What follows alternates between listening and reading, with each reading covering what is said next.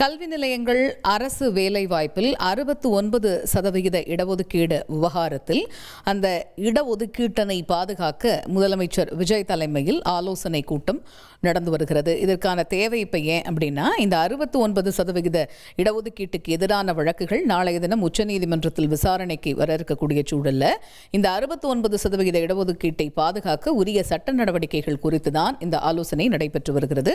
இந்த ஆலோசனை பற்றிய கூடுதல் விவரங்களை தலைமைச் செய்தியாளர் ராஜா விவரிக்க கேட்போம்.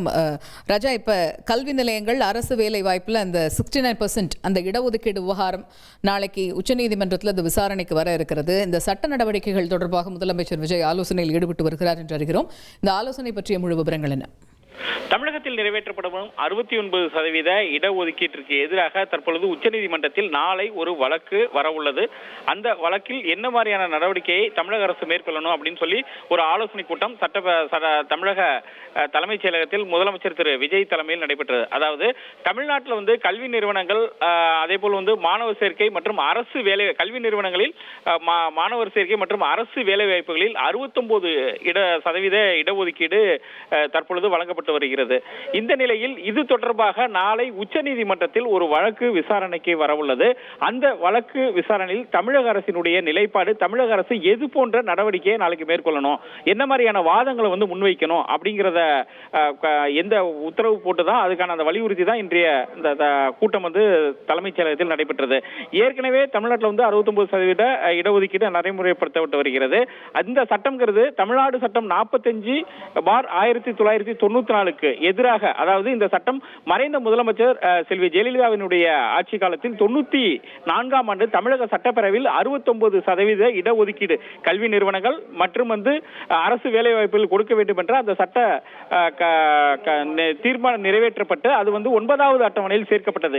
இதற்கு எதிராக தான் நாளை உச்சநீதிமன்றத்தில் ஒரு வழக்கு வருது. இந்த வழக்கில் இந்த 69% இடஒதுக்கீட்டினை பாதுகாக்கும் வகையில் உரிய சட்ட நடவடிக்கைகளை துரிதமாக மேற்கொள்ள வேண்டும் என முதலமைச்சர் திரு விஜய் உத்தரவிட்டிருக்கிறார்.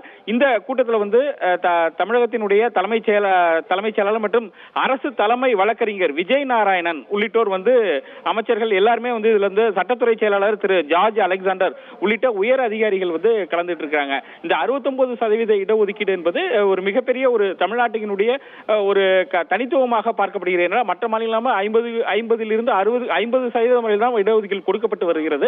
ஆனால் தமிழகத்தில் மட்டும்தான் 69 பிற்படுத்தப்பட்டவர்கள் மற்றும் மிகவும் பிற்படுத்தப்பட்டவர்கள் இவங்களுக்கு 69% இடஒதுக்கீடு என்பது அளிக்கப்பட்டு வருகிறது. அதை எதிர்த்து தான் நாளைக்கு சுப்ரீம் கோர்ட்ல ஒரு கேஸ் வருது. அந்த கேஸ்ல எது போன்ற நடவடிக்கைகளை தமிழக அரசு மேற்கொள்ளணும் அப்படிங்கிறது தான் இன்னைக்கு சட்ட வல்லுநர்கள் மற்றும் உயர் அதிகாரிகளுடன் விஜய் ஆலோசனை நடத்தி முதலமைச்சர் விஜய் ஆலோசனை நடத்தி இதை கண்டிப்பாக நாம் பாதுகாக்க வேண்டும், அதனால் அது போன்ற வாதங்களை எடுத்து வைங்கள், அது போன்ற சட்ட நடவடிக்கைகளை மேற்கொள்ள வேண்டும் என உத்தரவிட்டுள்ளார். விரிவான விவரங்களுக்கு நன்றி ராஜா. 1,28,00,000 மனங்களை வென்ற தந்தி டிவி யூடியூப் சேனல். தவிர்க்க முடியாத தம்ப்நெயில், கலக்கலான கான்டென்ட்ஸ். நீங்களும் இந்த குடும்பத்தில் இணைய இப்பவே சப்ஸ்கிரைப் பண்ணுங்க. அசுரபலம் கொண்ட எங்கள் டிஜிட்டல் கரங்களில் உங்கள் விளம்பரங்களை சேர்க்க வாட்ஸ்அப் பண்ணுங்க. 8939888838. Email advttv@dttv.in.